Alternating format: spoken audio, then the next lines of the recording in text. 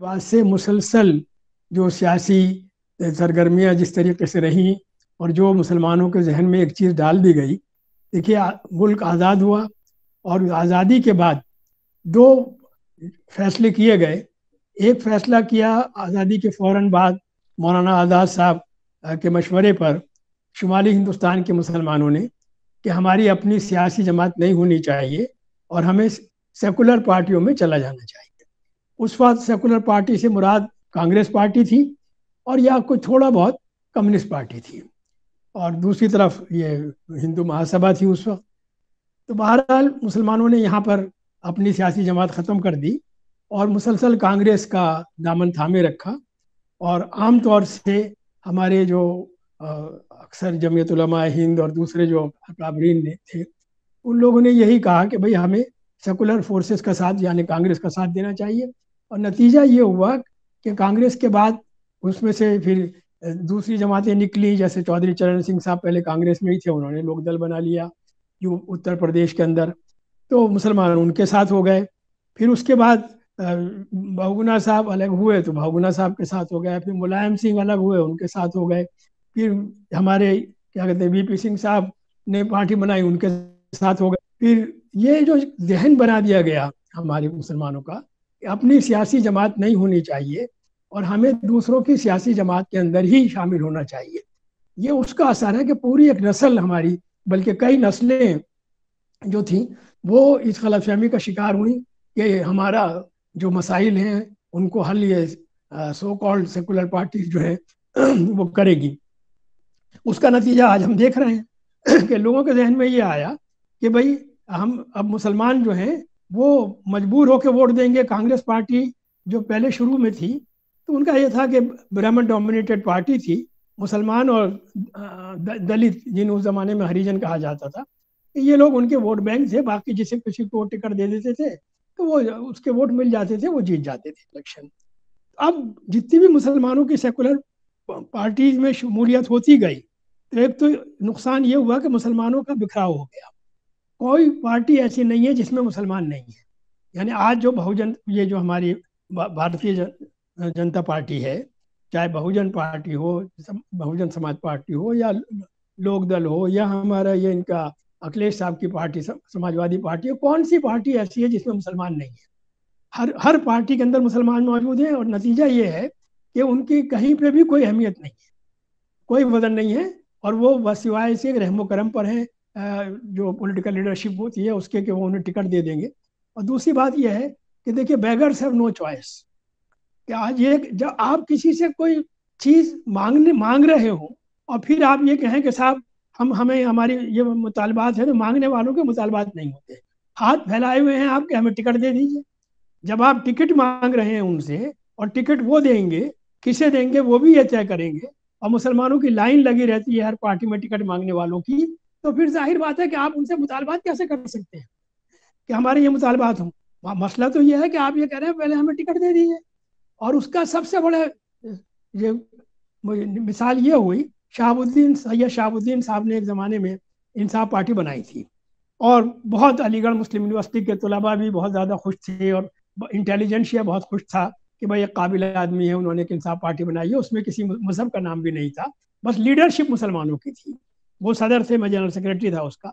लेकिन क्या हुआ है कि उन्होंने इंसाफ पार्टी ख़त्म कर दी, और हम देखते रह गए कि भाई ये क्या हुआ। जब मैंने उनसे पूछा तो कहने लगे, बशीर मैं क्या करता, किशनगंज में मैं जाता हूँ तो लोग कहते हैं कि जनता पार्टी, जनता दल के, जनता पार्टी का निशान लेकर आओ, चक्कर लेकर आओ, तब वोट देंगे। तो ये जो मुसलमानों में गुलामाना जहनियत आ गई है कि हम जब तक कोई पार्टी हमें टिकट नहीं देगी उस वक्त तक हम वोट नहीं देंगे। आप समाजवादी पार्टी के टिकट लेके खड़े हो जाइए, आप वोट कटवा नहीं है। आप बहुजन समाज पार्टी से टिकट लेके मुसलमान खड़ा हो जाए, वो वोट कटवा नहीं है। किसी भी पार्टी से आप टिकट ले लीजिए, वोट कटवा नहीं है। अपनी पार्टी बना लीजिए तो आप वोट कटवा। तो ये जो हमारी जहनियत गुलामाना हो गई है, उसका नतीजा है कि जो आज हम देख रहे हैं कि तमाम पार्टियां ये समझती हैं कि मुसलमान मजबूर हैं हमें वोट देने के लिए। ये जो बीजेपी का हवा दिखाया जाता है कि साहब बीजेपी आ जाएगी वरना आप हमें वोट दीजिए, तो ये बिल्कुल सही है। मैं इस वक्त जो इस वक्त की बीजेपी है, मैं ये समझता हूँ कि इस वक्त ये आरएसएस की गवर्नमेंट है पूरी, जो खुल के ये कह रहे हैं कि हम क्या कहते हैं हिंदू राष्ट्र बनाएंगे, नमाज नहीं पढ़ने देंगे, अब पर्सनल लॉ आपका तब्दील करेंगे, यूनिफॉर्म सिविल कोड लेकर आएंगे। आज का ही बयान है कि वो कहते हैं कि अभी ये जो है मसला तो जाती है, अब जामा मस्जिद बाकी है, पूरे मुल्क में हम नमाज नहीं पढ़ने देंगे आपको खुले के अंदर, जितनी भी वक्फ की ज़मीनें हैं वो सारी की सारी जो है वो सरकारी हैं, हमारी हैं। तो ये उस गुलामाना जहनीत का नतीजा है। उसके मुकाबले में जहाँ अपनी सियासी जमात हुई साउथ इंडिया के अंदर, जिसके अंदर केरला में भी है और उसके आपके मद्रास में भी है और क्या कहते हैं ख़ास तौर से हैदराबाद में भी है, तो नतीजा ये हुआ कि जहाँ इन्होंने अपनी जमातें बनाई हैं उनको फ़ायदा हुआ वहाँ पे, उनसे लोग अलायंस भी करते हैं। तो असली बात तो ये है कि इस वक्त सब लोग ये समझते हैं कि इनकी कोई जमात नहीं है, इनका कोई लीडर नहीं है, तो लिहाजा हमको क्या कहते हैं मजबूरन ये वोट देंगे। और बीजेपी ने एक माहौल बना दिया है और ये कह दिया है कि जो मुसलमानों की बात करेगा तो वो एक तरीके से हिंदू उसके खिलाफ हो जाएंगे। तो ये जो एक जहन बना दिया गया, तो उसके बाद जो बहुत से लोग ये कहते हैं कि साहब मुट्ठी भर फिरका परस्त हैं, हमें इस गलतफहमी से निकल जाना चाहिए। मुट्ठी भर अच्छे लोग हैं। आप ये बताइए कि ये कुछ लोग जो अच्छे हैं, जो बयान देते हैं कि पूरे मुल्क के अंदर 70 आदमियों ने, बड़े आदमियों ने दरखास्त दे दी, लेकिन आप देखिए उनको वोट परसेंटेज कितना मिलता है उनको, है? तो वो सारे के सारे आरएसएस का जो कैडर है, और जो बीजेपी को वोट मिलता है यूपी के अंदर, बिहार के अंदर, इवन है बंगाल के अंदर उनका वोट परसेंटेज बढ़ा है। ये जो हम कहते हैं बंगाल में वो हार गया, लेकिन ये तो देखिए उनका वोट परसेंटेज बढ़ा है। तो हमें ये मान लेना चाहिए कि एक बड़ी तादाद के अंदर जहर भर दिया गया है, और नई नस्ल के अंदर और उन लोगों में जो आरएसएस का कैडर है, इस वक्त प्राइम मिनिस्टर हो, होम मिनिस्टर हो, प्रेसिडेंट ऑफ इंडिया हो, चीफ मिनिस्टर हो, वो सब आरएसएस के वर्कर हैं। ये हम क्यों भूल जाते हैं? और आरएसएस का पूरा प्रोग्राम यहाँ पर हिंदू राष्ट्र बनाना है। तो लिहाजा जब तक हमारी अपनी कोई क़यादत नहीं होगी, और ये सही है कि उस क़यादत को बातचीत जो है वो ऐसा काम नहीं करना चाहिए कि जिससे बीजेपी को फ़ायदा हो। तो लिहाजा हमारी सेंसिबल पढ़े लिखे लोगों की क़यादत अगर होगी तो फिर जब हमारी बात सुनी जाएगी। और जब तक क्या कहते हैं हम ये कहते रहते हैं हमारे उलमा की कुर्बानियाँ हैं, भाई साहब जिसकी जिंदा क़यादत नहीं होती, मुर्दा क़यादत को कौन पूछ लेगा? ये हर आदमी कह रहा है कि बाबा साहब का कॉन्स्टिट्यूशन, ये मालूम होता है जैसे बाबा साहब ने लिख लिया था। भाई कॉन्स्टिट्यूंट असेंबली थी, वो कन्वीनर थे उसके, है पूरा उसमें बहस हुई है कॉन्स्टिट्यूंट असेंबली में, उसमें सबके दस्तखत हैं, नेहरू के जहाँ दस्तखत है वहाँ इस्माइल साहब के दस्तखत भी है जो मुस्लिम लीग के प्रेसिडेंट थे उस जमाने में, कॉन्स्टिट्यूंट असेंबली के मेंबर थे। जब तक नहीं बनी थी बहुजन समाज पार्टी, कौन बाबा साहब का नाम ले रहा था? अब हर आदमी बाबरा साहब का नाम ले रहा है। इसलिए ले रहा है कि उनकी अपनी सियासी जमात है और वो जानते हैं कि साहब ये एक सियासी जमात जो है अगर हम इनका नाम नहीं लेंगे तो सारे वोट जो है उधर चले जाएंगे। तो बहरहाल मेरा अपना ख्याल ये है कि जब तक हमारे में सियासी वजन अपना नहीं होगा उस वक्त तक हम उनसे मुतालबात करें तो हमारे मुतालबात क्यों मानेंगे? हम तो क्या कहते हैं उनसे मांगने जा रहे हैं, टिकट मांगने वाले जो हैं बेगर्स हैव नो चॉइस है, तो हम तो मांगने वाले हैं। हाँ ये ज़रूर है कि जो आप लोग कर रहे हैं नौजवान लोग, कि हमारे कुछ ये मुतालबात जो हैं वो सिर्फ ये नहीं बल्कि चार्टर है कि हमारी ज़रूरियात क्या हैं। ये मुतालबा नहीं है बल्कि ये हमारी ज़रूरियात हैं और ये इस मुल्क के शहरी की हैसियत से हमारा हक है। उसको हम कहें कि जो भी इन हुकूक को मानेगा और वायदा करेगा कि हम इसके ऊपर अमल करेंगे तब हम उनको वोट देंगे। और अगर ये समझते हैं कि साहब हिंदू नाराज हो जाएंगे तो मैं पूरी जिम्मेदारी के साथ कहता हूँ कि बगैर मुसलमानों के बीजेपी को शिकस्त नहीं दी जा सकती, कोई नहीं दे सकता। जब तक मुसलमान साथ नहीं देंगे बीजेपी को शिकस्त नहीं दे सकते। ना अखिलेश साहब अकेले दे सकते हैं, ना मायावती अकेले दे सकती हैं, ना जैन चौधरी अकेले दे सकते हैं। तो ये तो जब तक मुसलमान साथ नहीं आएंगे उस वक्त तक बीजेपी को शिकस्त देना नामुमकिन।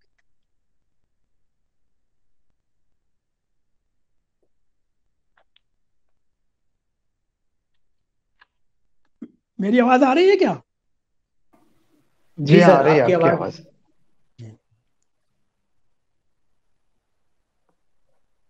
जी सर, कफील साहब हमारे साथ इस वक्त, हेलो। हाँ कफील साहब जी आ गए हैं। अस्सलाम जी, वालेकुम। हमारे साथ इस वक्त डॉक्टर कफील खान जुड़ चुके हैं और advocate Aslam Khan, secretary MU world wide association Delhi, ये भी इस वक्त हमारे साथ जुड़ चुके हैं। तो बसीर साहब, जो जिस तरीके से आपने कहा कि मुसलमानों की कोई भी सियासी तंजीम इस वक्त इतनी एक्टिव नहीं है, सियासी तंजीमें तो हैं मुसलमानों की लेकिन उसमें लोग उस तरीके से नहीं जुड़े हुए हैं जिस तरीके से जो और सियासी जमातें हैं उनके साथ लोग जुड़े हुए हैं। तो ऐसी क्या रीजन क्या है? देखिए उसका जब मैंने रीजन क्या आपसे है अर्ज कि किया, मुसलमान जो है।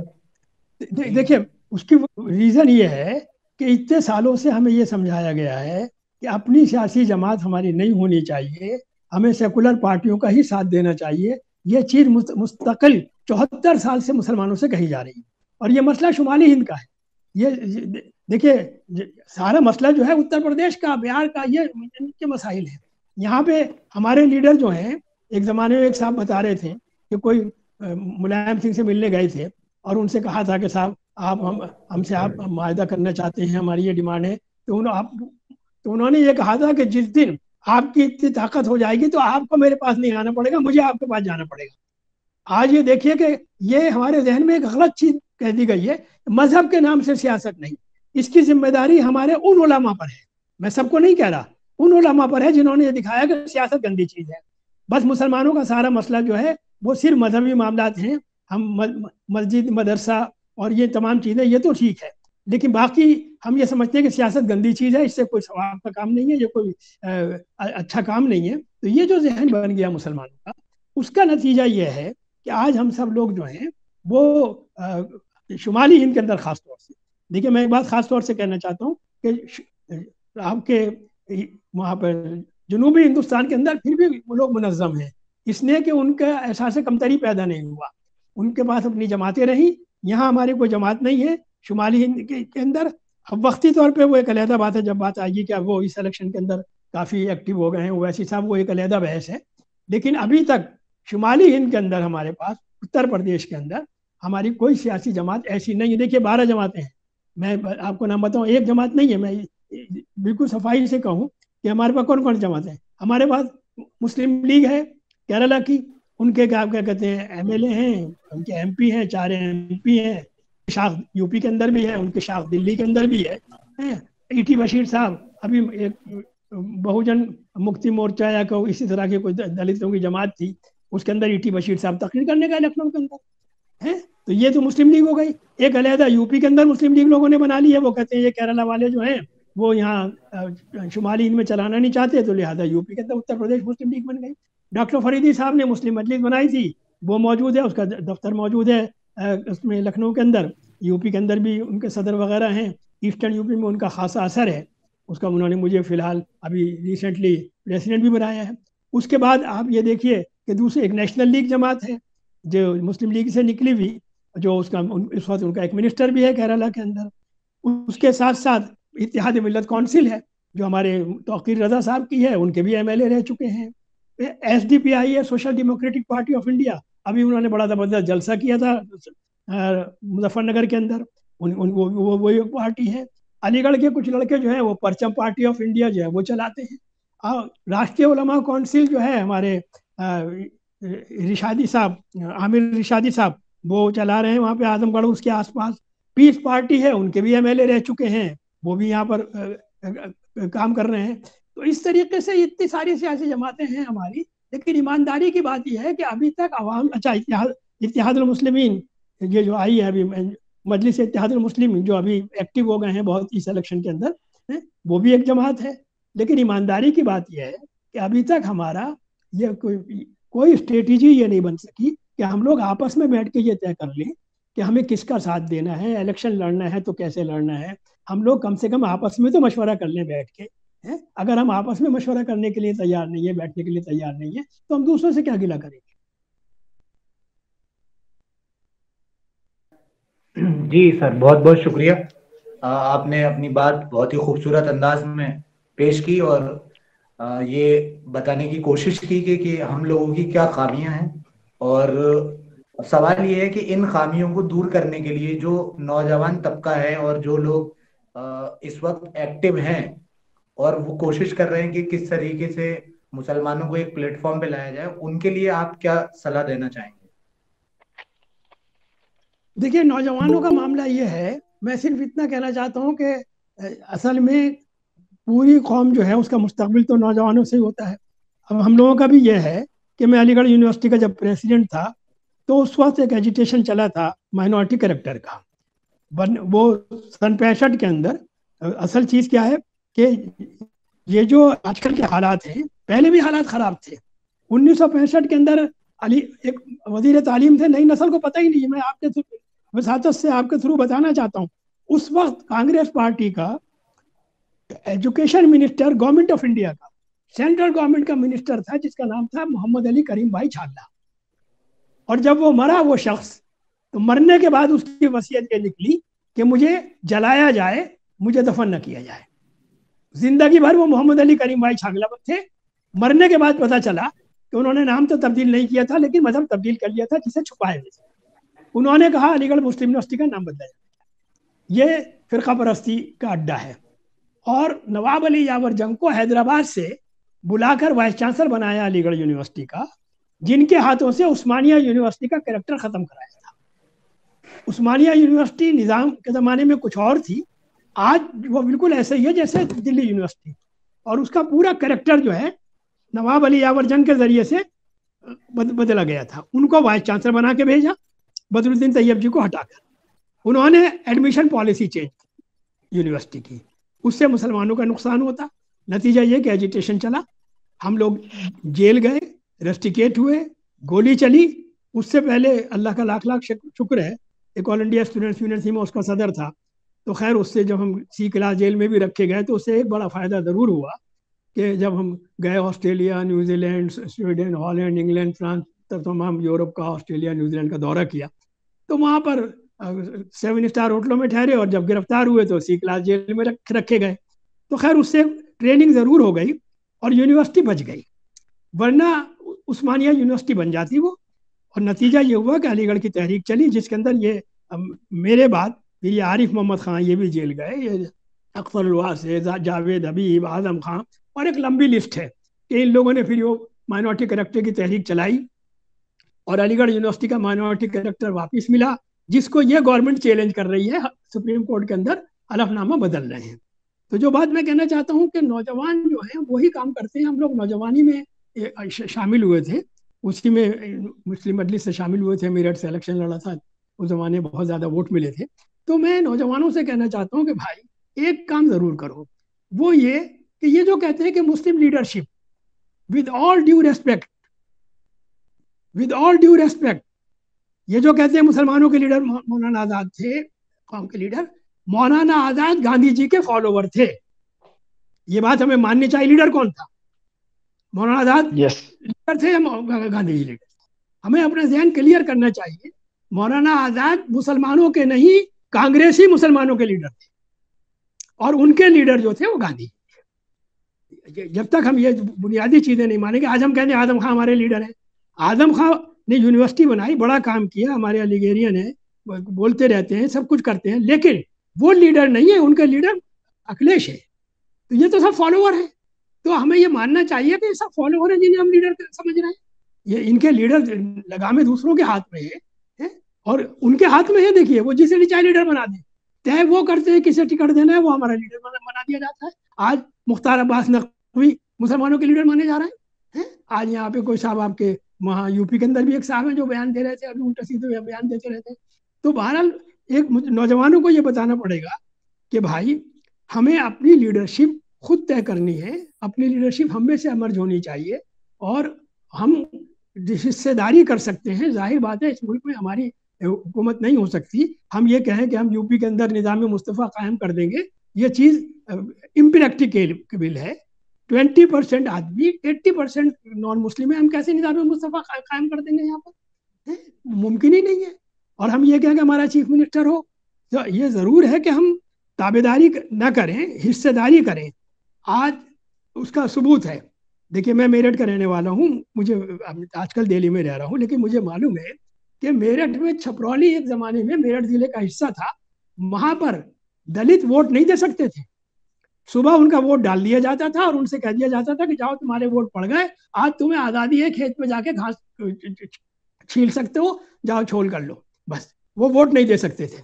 लेकिन आज जब उनकी सियासी जमात बन गई बहुजन समाज पार्टी, आज सब लोग जो हैं बाबा साहब अम्बेडकर का नाम ले रहे हैं, अब हर आदमी दलितों की बात कर रहा है। और छोटी छोटी जमातें, आप ये देखिए कि निषादों की पार्टी से बात की जा रही है, राजभरों से बात की जा रही है, जबकि हर एक के 2 ग्रुप हैं। तो इस मुल्क के अंदर अगर जात बिरादरी के ऊपर पार्टियां बन सकती है, तो ये कहना कि मजहब के नहीं बन चाहिए, जब तक हम ये कहते रहेंगे मुसलमान इतनी बड़ी कौम है और 20-25 करोड़ लोगों की तो जमात होनी नहीं चाहिए, और ये थोड़े थोड़े से लोगों की 2% की, 7% की, 3% की इनकी जमातें होनी चाहिए। इनसे बात कर रहे हैं वो, क्योंकि उनके लीडर हैं। जिस दिन ये तय हो जाएगा कि शुमाली हिंद के अंदर खास तौर से, देखिए एक बात मैं कहना चाहता हूँ, हिंदुस्तान की सियासत तेलंगाना और हैदराबाद से मुतासिर नहीं होती। तेलंगाना के एमपी का कोई रोक, कितने से एमपी लें गिनती के, उनसे गवर्नमेंट ऑफ इंडिया फॉर्म नहीं होती। केरला से गवर्नमेंट ऑफ इंडिया फॉर्म नहीं होती। गवर्नमेंट ऑफ इंडिया फॉर्म होती है उत्तर प्रदेश से, बिहार से, बंगाल से, महाराष्ट्र से। ये जो बड़े सूबे हैं, यहाँ से तय होता है कि हिंदुस्तान की सियासत क्या हो। जब तक उत्तर प्रदेश के अंदर मुस्लिम क़यादत, अपनी अच्छी समझदार पढ़ी लिखी क़यादत नहीं होगी, उस वक्त तक हमारे मसाइल कभी हल होने वाले नहीं। हमारे मसाइल, मेरा बड़ा तल्ख तजर्बा है, क्या कहते हैं कुछ पार्टियों का, हम ये चाहें कि केरला से हमारे मसले हल होंगे, तमिलनाडु से हल होंगे, तेलंगाना से हल होंगे, तो ये नहीं है। मसला हमारा जो है उत्तर प्रदेश के अंदर, जब तक हमारा मसला तय नहीं होगा, अपनी लीडरशिप नहीं होगी, उस वक्त तक हमारे मसाइल हल नहीं। जी बिल्कुल, हमारे पाँव का कांटा हम ही से निकलेगा। बहुत बहुत शुक्रिया बशीर सर। अब मैं इसके बाद, क्योंकि हमारे साथ डॉक्टर कफील खान भी जुड़ चुके हैं, डॉक्टर कफील खान भाई, क्या आप मेरी आवाज सुन पा रहे हैं? ओके, शायद उनको ज्वाइन करने में कोई टेक्निकल एरर आ रही है। हमारे साथ जुड़े हुए हैं सरफराज बज़मी सर। सरफराज बज़मी साहब सोशल एक्टिविस्ट हैं और पोइट भी हैं, और कुछ पोइट्री इनकी जो मैंने पढ़ी है वो बड़ी खूबसूरत है। मैं सरफराज बज़मी साहब को दावत देना चाहूंगा कि सरफराज बज़मी साहब अपनी बात रखें। सरफराज बज़मी साहब। बिस्मिल्लाहिर्रहमानिर्रहीम। मैं सबसे पहले तो आपको मुबारकबाद देना चाहता हूं कि आज इस बर्निंग टॉपिक पर आपने लोगों के सामने अपने और अपने कुछ मिल्लत के बही ख्वाहों के ओपिनियन रखने का मौका फराहम किया। सही बात तो यह है कि गालिब ने कभी कहा था कि चलता हूं थोड़ी दूर हर एक तेज रौ के साथ, पहचानता नहीं हूं अभी राहबर को मैं। मुसलमानों की सूरत हाल आज हिंदुस्तान में यही है, और न सिर्फ ये कि हम रहबर को नहीं पहचान रहे हैं, हमारे जो बुनियादी मसाइल हैं उनको भी नहीं पहचान पा रहे हैं कि हमारा मसला क्या है सब। तो मैं बात सबसे पहले यहां से शुरू करना चाहूंगा, क्योंकि ये यूपी का इलेक्शन तो एक आर्जी बात है। हमारे जो मसाइल हैं जिसको आज लोग टच करते हुए सारी सियासी जमातें दूर रहना चाहती हैं, टच करते हुए बचना चाहती हैं, वो लोग जो कभी अपने आप को सेक्युलर फोर्सेस कहलवाने में बड़ा सीना चौड़ा करते थे, आज वो मुसलमानों के साथ खड़े होने या खड़े दिखने से कतराते हैं। उसकी असली वजह यह है कि 1925 में कुछ फासिस्ट ताकतों ने, या ये कहिए कि फिरौनी ताकतों ने जो ख्वाब देखा था, उस ख्वाब के असरात आज नुमाया होने लगे हैं हिंदुस्तान में खास तौर से। और हिंदुस्तान के इस इलाके में जो हिंदी भाषी क्षेत्र कहलाता है उसमें स्पेशली ज्यादा नजर आ रहे हैं। और हालात ऐसे बन गए हैं, एक वक्त था कि मुसलमानों की दिलजोई किए बगैर कोई आदमी हुकूमत में नहीं रह सकता था। जिसे भी हुकूमत करनी हो उसे मुसलमानों से हाथ मिलाना ही पड़ता था, और जिनसे मुसलमान नाराज हो गए तो वो फिर कभी सत्ता में या जो है एक तरह से हुकूमत में नहीं आ सके। हम बिहार में कांग्रेस से नाराज हुए तो उसके बाद से बिहार में कभी कांग्रेस नहीं आ सकी, बंगाल में नाराज हुए तो बंगाल में नहीं आ सकी, उत्तर प्रदेश में नाराज हुए उत्तर प्रदेश में नहीं आ सकी। लेकिन अब सीनरी बदल गई है और हालात ऐसे बना दिए गए, पहले माइनॉरिटी बेस पॉलिटिक्स होती थी, आज मेजॉरिटी बेस पॉलिटिक्स होती है। मैं राजस्थान में बैठा हूं, यहां हुकूमत कांग्रेस की है, लेकिन वो भी इस बात को शो कर रही है कि हमारा मुसलमानों से बहुत ज्यादा ताल्लुक नहीं है, और मुस्लिम इश्यूज पर वो अपने आप को बैकफुट पे रखती है, उनको हाईलाइट नहीं होने देना चाहती। वो कहती है आप लोग ले लीजिए लेकिन इसको शो मत कीजिए। वजह उसकी ये है कि आज ये समझा जा चुका है कि अक्सरियत को नाराज करके, अकलियतों को राजी करके, राजी करने से अक्सरियत नाराज हो जाएगी और अक्सरियत को नाराज करके हुकूमत में नहीं रहा जा सकता। ये आज का बुनियादी मसला है और ये समझिए कि आज का ये बुनियादी मसला हमें धीरे धीरे पीछे की तरफ धकेल रहा है। अल्लामा इकबाल ने किसी जमाने में कहा था कि कुछ बात है कि हस्ती मिटती नहीं हमारी, बरसों रहा है दुश्मन दौरे जमा हमारा। लेकिन एक वक्त ऐसा आया जो 47 से बहुत करीब का वक्त था और उनका आखिरी वक्त था। वो ये कहने पे मजबूर हुए कि वतन की फिक्र कर नादा मुसीबत आने वाली है, तेरी बर्बादियों के मशवरे हैं आसमानों में, और जरा देख उसको जो कुछ हो रहा है होने वाला है, धरा क्या है भला है दे कोहन की दास्तानों में, न समझोगे तो मिट जाओगे हिंदुस्तान वालों, तुम्हारी दास्तां तक भी ना होगी दास्तानों में। ये बुनियादी मामला है कि आज उस मकाम पर हम आ गए हैं कि हमें अब वो कुछ बात है कि हस्ती मिटती नहीं हमारी वाली बात पर हमें नहीं जाना चाहिए, बल्कि यहां रहना चाहिए कि न समझोगे तो मिट जाओगे हिंदुस्तान वालों। क्या चीज है वो? सबसे बड़ी पहली बात तो ये है कि ये फासिस्ट फोर्सेस ये चाहती है कि हिंदुस्तान में जो दो कौमी नजरिया है और जो एक रियलिटी है, मैं बशीर साहब की इस बात से इत्तेफाक करूंगा कि मौलाना आजाद ने जो एक कौमी नजरिए की हिमायत करते हुए या हिमायत ना भी हो तो किसी और की लीडरशिप में अपने आप को रखा, ये एक सियासी गलती थी। हमें अपने वजूद को तस्लीम करवाना चाहिए था जो हम नहीं करवा सके। हमने किसी और की लीडरशिप में अपने आप को आगे बढ़ाना चाहा जो एक नाकाम तजर्बा रहा। आज हिंदुस्तान में वो लावा पक गया है। हालांकि मैं उम्मीद वाला आदमी हूं, मैं रजाइयत पसंद आदमी हूं। आज जो हालात बन रहे हैं ये हालात मायूसी के नहीं बल्कि ये अल्लाह की रहमत है बहुत। आप ये कहेंगे कि ये आदमी कैसी बात कह रहा है।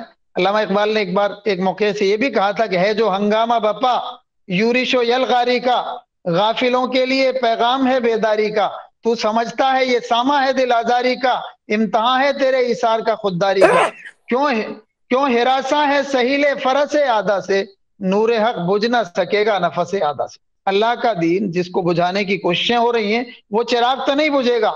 हाँ, वो लोग जो उसके हामिलीन हैं वो दबाए भी जा सकते हैं, वो पीसे भी जा सकते हैं, उन्हें आजमाइशों में भी लिया जा सकता है। तो आज हालात में, आज जैसे हालात हैं उनमें हमें क्या करना चाहिए, कुछ बातें तो आपके सामने मुझसे पहले जो हमारे इसमें शरीक हैं बसीर साहब, उन्होंने कुछ बातें रखी। चंद बातें मैं भी आपके सामने रखना चाहूंगा बस मुख्तसर वक्त में, कि मेरे बाद और भी कई लोग हैं। कि हिंदुस्तान में इस वक्त जो फस्ताई ताकतों ने ख्वाब देखा था उसके क्लाइमेक्स का वक्त है। बिल्कुल पीक पॉइंट पे ही आ चुके हैं और हम तो दुआ करेंगे कि और ऊंचाई पे जाएं और बुलंदी पे जाएं, और वहां से गिरेंगे तो फिर चकनाचूर होंगे। इनके जो सम्राट हैं वो आप हरिद्वार के एलानिया से आपने देख लिया होगा कितना जहर अंदर भरा हुआ है। जाहिर सी बात है बहुत ज्यादा नफरतें कभी ज्यादा वो जो है बहुत ज्यादा मुफीद नहीं होती, और नफरतों का एक लिमिट होती है। उस लिमिट पे जाके वो लोग जो नफरतों के तरफदार होते हैं उनकी मुखालिफतें होना शुरू हो जाती है। आप देखेंगे कि हिंदुस्तान की फौजों के साबिक जो कमांडर्स हैं उन लोगों तक का ये बयान आ गया कि ये सिर्फ मुसलमानों के लिए नहीं, ये इस देश की सालमियत को खतरा है। इस देश की मेरे आशिया का तू गम न कर कि ये जल रहा है जला करे, मगर इन हवाओं को रोकिए कि सवाल सारे चमन का है। सिर्फ हमारा मसला नहीं है, इस देश की सालमियत का मसला है। आज जिस अंदाज से गृह युद्ध, आज यशवंत सिन्हा जैसा आदमी जो उनकी गोद में पला बड़ा और बैठा है वो ये कहने पे मजबूर है कि मुल्क गृह युद्ध की तरफ बढ़ रहा है। नसीरुद्दीन शाह जैसा आदमी जिनको हम मुल्हिदीन में ही शुमार करते हैं, वो लोग ये कहने पे मजबूर हैं। ये सिर्फ हमारा मसला नहीं है, हम जिस चीज के हामिल हैं, हम अल्लाह के दीन के हामिल हैं, वो कहीं इंशाअल्लाह कहीं नहीं जाएगा। हम नहीं होंगे, हमारे बाद कोई और होगा, लेकिन हमारा जो तशख्खुस है मुसलमान होने का तशख्खुस, उसको जरूर खतरा है। तो आज जो यूपी का इलेक्शन है, ये इलेक्शन एक तरह से सेमीफाइनल है 2024 के लिए। मैं मुसलमानों से यह अर्ज करना चाहूंगा कि इंतहाई दानिशमंदी के साथ, इंतहाई समझदारी के साथ, बिला किसी हाहू के, और बहुत ज्यादा मैं समझता हूं बहुत ज्यादा एक तरह से शोर मचाने से दूसरों को फायदा होता है। खामोशी के साथ अपनी स्ट्रेटेजी बनाई जाए और खामोशी के साथ मुनासिब अफराद को आगे बढ़ाया जाए। और अगर आपकी अपनी कोई ताकतवर जमात हो तो उसके उसके 5 नुमाइंदे दूसरी जमातों के 50 नुमाइंदों से ज्यादा बेहतर है।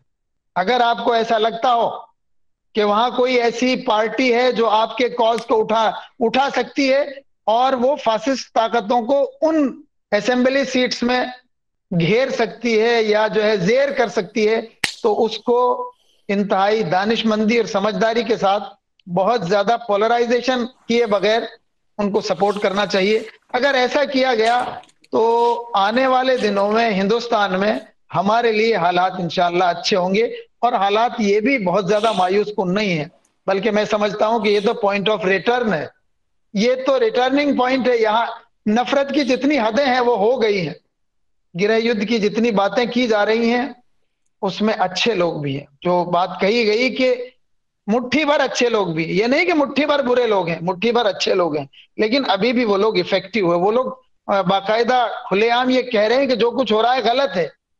उनको सपोर्ट करना चाहिए, उनका सपोर्ट लेना चाहिए और अपनी क़यादत को डेवलप करने की कोशिश करना चाहिए। अपनी क़यादत न डेवलप करके हमने वाकई एक बड़ी गलती की है, आइंदा इस गलती को नहीं दोहराना चाहिए।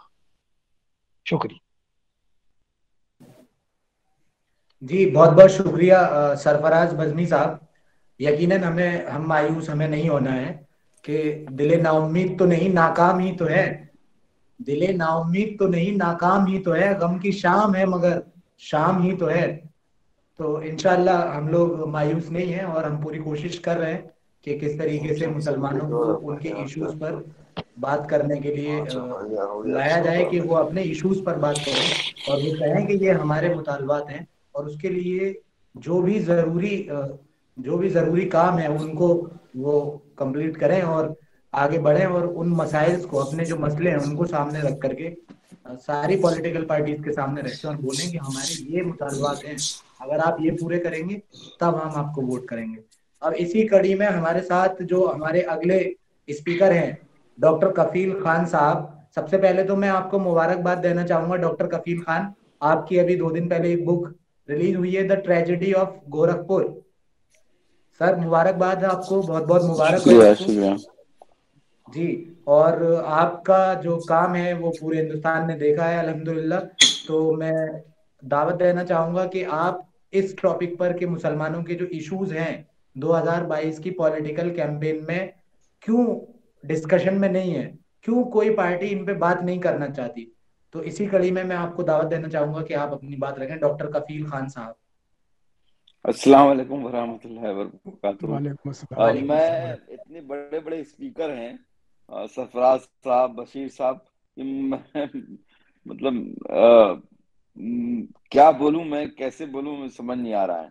मेरे अल्फाज जो है रुक से गए हैं, क्योंकि उन्होंने बहुत अच्छी बातें कही हैं और बुलंद आवाज में कही है, बहुत समझाने के लिए कही है। मुझे नहीं लगता है कि उसमें बहुत कुछ मैं ऐड कर सकता हूँ, क्योंकि पॉलिटिक्स में तो अब मैं अभी आया नहीं हूँ। पर हाँ, चीजें को जरूर देख रहा हूँ। जो कुछ जिस तरह से पिछले 5-7 सालों में, आप 5-7 सालों से कहिए क्या, जब से देश आजाद हुआ है, तब से ही एक तरह से जो है कोशिश की जा रही है कि एक पर्टिकुलर कम्युनिटी को ही सारा सब कुछ जिम्मेदार ठहराया जाए। चाहे वो महंगाई हो, चाहे वो पुलवामा अटैक हो जाए, चाहे कहीं दंगे हो जाए, चाहे कहीं किसी का रेप हो जाए, तो ये सारे चीजें जो है जिस तरह से they are trying to impose things. और सबसे इम्पोर्टेंट बात आपको बता दूं, मैंने जो महसूस किया है अपने इन 5 साल के स्ट्रगल में, कि बड़े बड़े नेताओं तो, जो जैसे सर ने कहा कि मनोज सिन्हा आप कह रहे हैं कि गृह युद्ध की तरफ जा रहा है, तो ये नेता, बड़े नेता, चाहे मोदी जी हो चाहे कोई भी हो, ये बड़े नेता जो हैं वो जहर नहीं उगलते हैं, लेकिन जो इनके नुमाइंदे होते हैं, वो जहर उगलते हैं। और सबसे अफसोस की बात है कि जो जनरल पॉपुलेशन होती है, जो हमारे साथ उठती बैठती खाती पीती दोस्ती की तरह बिहेवियर करती है, उनके दिमाग में इतना ज्यादा जहर घोल दिया गया है कि उनको लगता है कि ये चीजें जो हो रही हैं वो सच में हो रही हैं। सच में मुसलमान जो है वो चार शादी करता है, सच में मुसलमान जो है वो पाकिस्तान का फेवर करता है, सच में मुसलमान बहुत गंदगी से रहता है, सच में मुसलमान, हर मुसलमान जिहादी होता है। तो ये जो चीजें जो धीरे धीरे डाउन होती जा रही हैं और लोगों तक परकोलेट हो गई हैं, वो बहुत पेनफुल है। रही बात, आप टॉपिक पे आते हैं कि 2022 में मुस्लिम इशू जो है क्यों प्रोमिनेंट नहीं है, तो इसकी एक सबसे बड़ी वजह यही है कि मुस्लिम लीडर्स का ना होना। जब तक आपके अपने लोग जो हैं, जो आपके अपनी आवाज उठाने वाले लोग नहीं रहेंगे, तब तक वो आवाज बन नहीं पाएगी कभी भी। एक बात जान लीजिएगा, अ, अ, जो सॉफ्ट हिंदुत्व के पीछे बड़ी बड़ी पार्टियां छिपने की कोशिश करती हैं, और वो जग जाहिर है, दुनिया में जाहिर है। अल्टीमेटली पिछले जो मैं 5 साल से पहले, इससे पहले ना मैं वोट देता था, ना मुझे पता था कौन है योगी जी, कौन है मोदी जी। जिंदगी सुकून से चलती थी। एसी घर था, एसी कार थी, एसी हॉस्पिटल था, अच्छे मिडिल कॉलेज में पढ़ा था, पता ही नहीं था कि इतनी नफरत फैली हुई है। लेकिन जब खुद चक्की पीसनी पड़ी, एक अच्छी फैमिली से होते हुए, अच्छी एजुकेशन लेने के बावजूद, अच्छा काम करने के बावजूद, जब जेल में चक्की पीसनी पड़ी और महसूस हुआ कि अरे जेल में तो 40% मुसलमान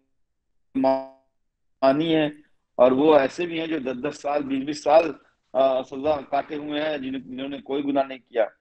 तब एहसास हुआ कि हमें जो है इनके लिए भी आवाज उठानी पड़ेगी, क्योंकि ये तो बेचारे मजबूर हैं। इनको शायद अल्लाह ने उतनी सहलियत नहीं दी है कि वो हाई कोर्ट, सुप्रीम कोर्ट जाके लोगों की आवाज को बुलंद करें और इंसाफ की लड़ाई लड़ सकें। मैं पिछले 5 साल से जो जद्दोजहद कर रहा हूँ, वो सिर्फ अपने लिए नहीं कर रहा हूँ। मैं तो, डॉक्टर कफील तो एक फेस है और एक चेहरा है। तो बात सबसे ज्यादा जरूरी है, कोई अपना नुमाइंदा होना चाहिए, अपनी लीडरशिप होनी चाहिए, और उसकी बहुत जरूरत है। अल्टीमेटली होता क्या है कि चुनाव से एक दिन पहले एक फरमान जाहिर हो जाता है कि भाई साइकिल पे बैठ जाओ, हाथी पे बैठ जाओ, पंजे पे बैठ, निशान लगा दो। अल्टीमेटली कई सालों से यही होता आ रहा है। मोदी आएगा, मोदी आएगा, मोदी का भूत आएगा, और लोग डर जाते हैं और मोदी आने के डर से ठप्पा लगा के चले आते हैं।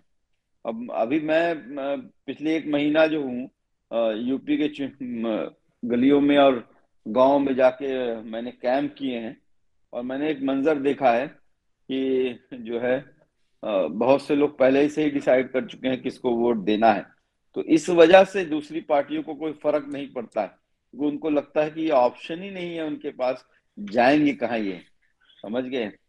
तो ये हमें सबसे जरूरी है कि हमारे, देखिए मैंने अलीगढ़ में जो आपको स्पीच मेरी कभी सुनिएगा, जिसपे योगी आदित्यनाथ जी ने भड़काऊ भाषण करके मुझ पे एनएसए लगाया था, मैंने अपने नौजवानों से, जो अलीगढ़ के उस वक्त नौजवान हजारों वहां इकट्ठे हुए थे, उनसे यही कहा था कि ना हिंदू बनेगा ना मुसलमान बनेगा, इंसान की औलाद है, इंसान बनेगा।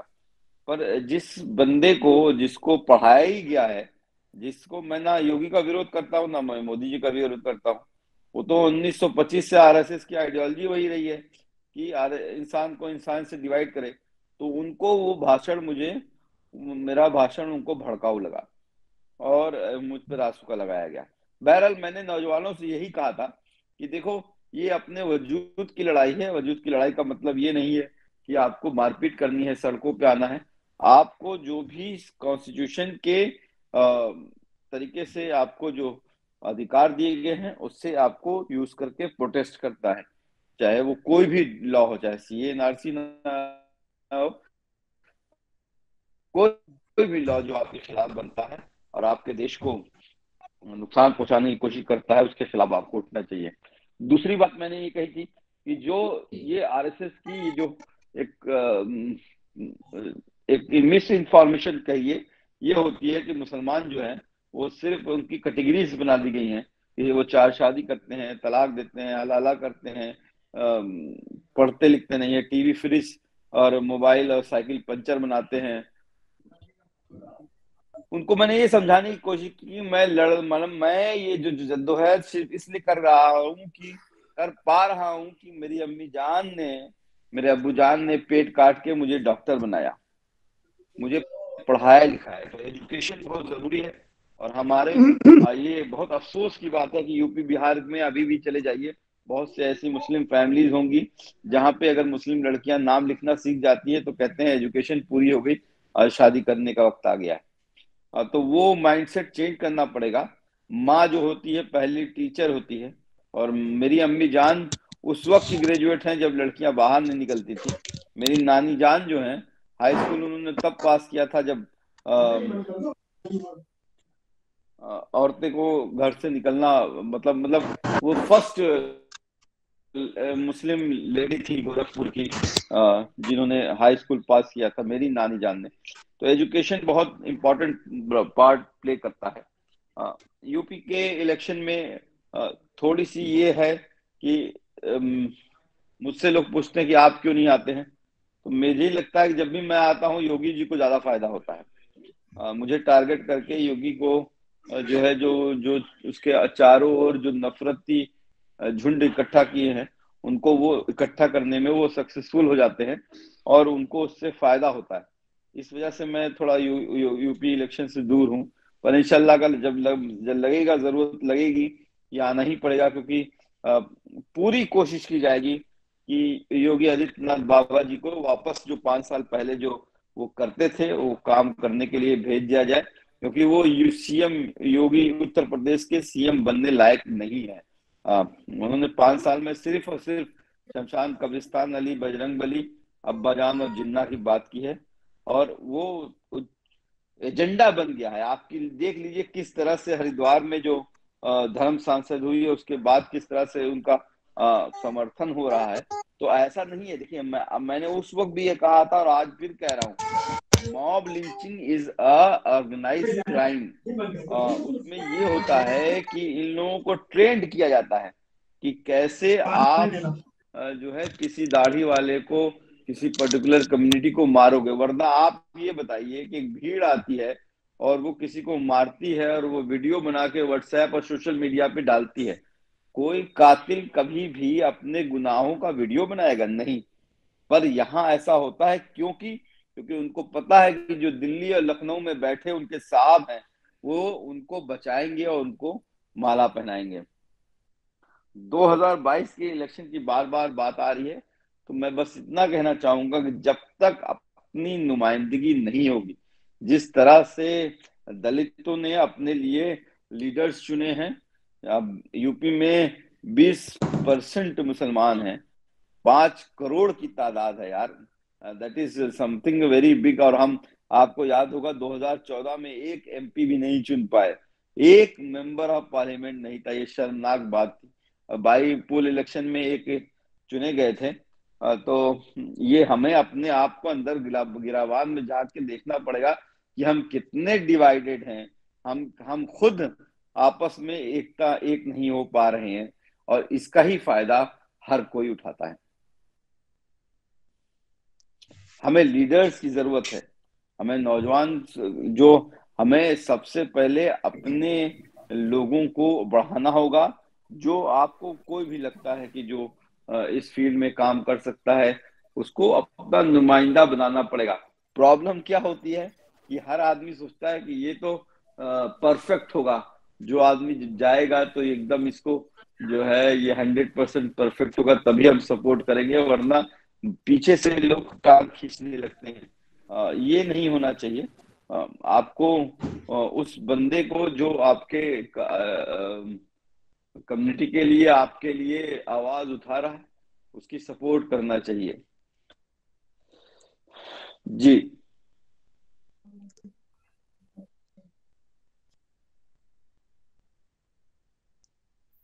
मेरी आवाज आ रही है? जी आ रही है। जी जी, ये आपकी असलम साहब आवाज आ नहीं आए रही क्या है? अभी? क्यों सर असलम साहब नहीं आए अभी? इमरान भाई म्यूट हो रहे हैं शायद। लिखा ना असलम। जी जी।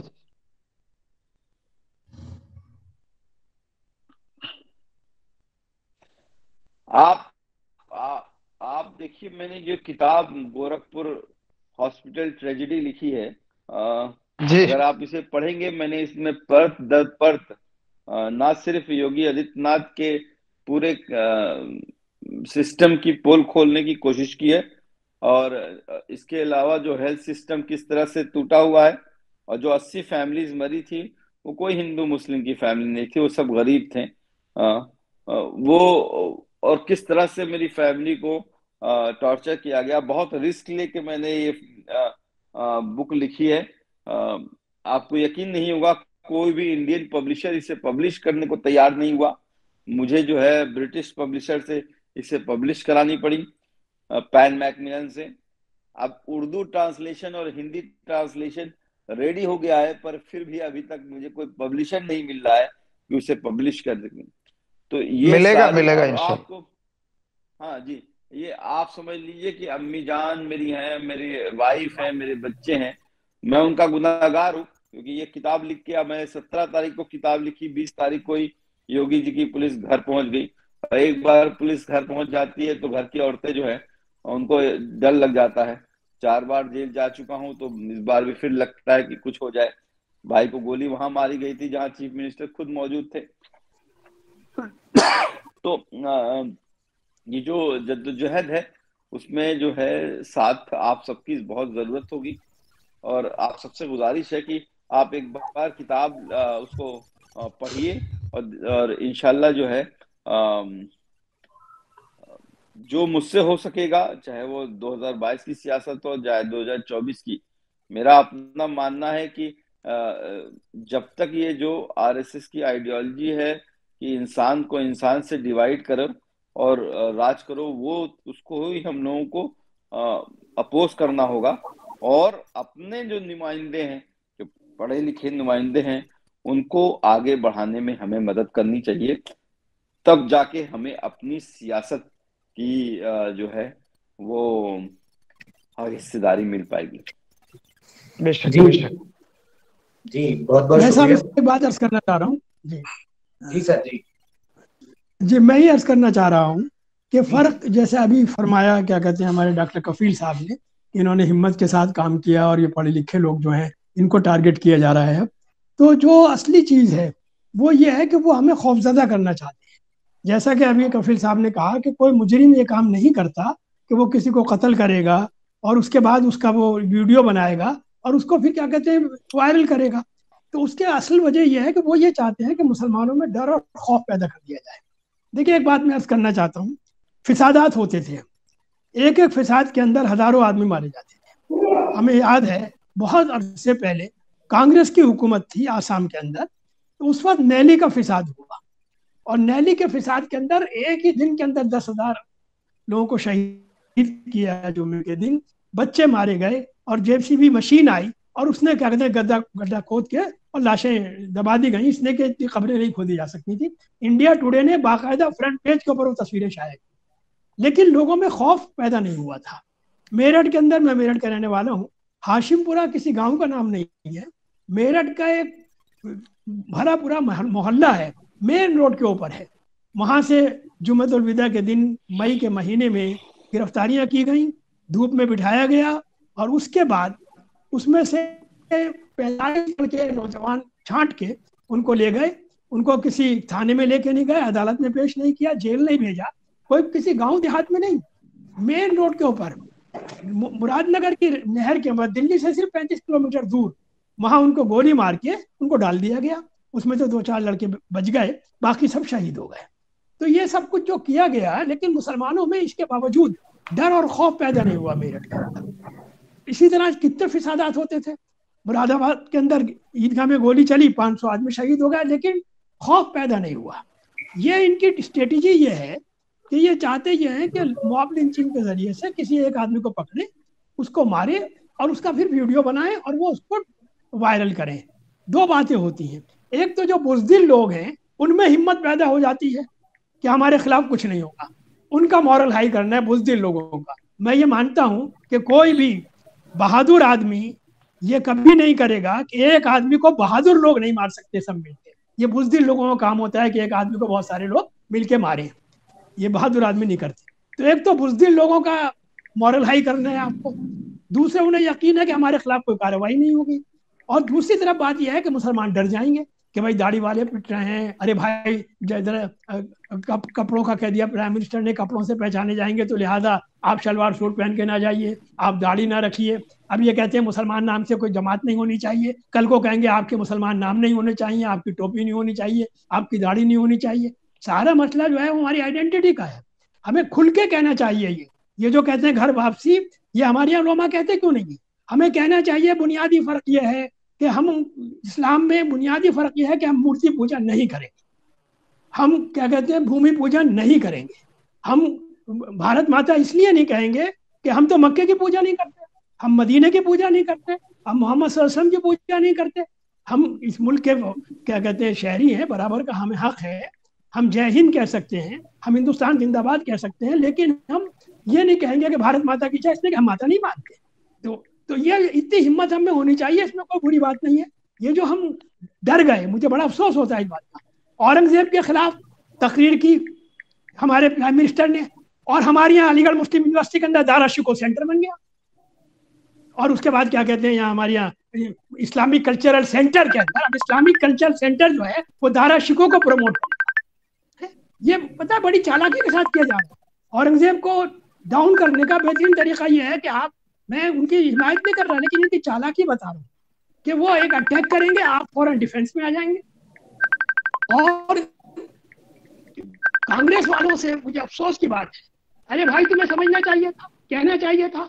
गांधी की मुखालफत उस दिन तय हो गई थी जिस दिन मोदी ने यह कहा था कि हिंदुस्तान में सबसे बड़ा स्टेशन है वो पटेल का बनेगा। आपको किसी की लाइन छोटी करनी है, उससे बड़ी लाइन बना दीजिए।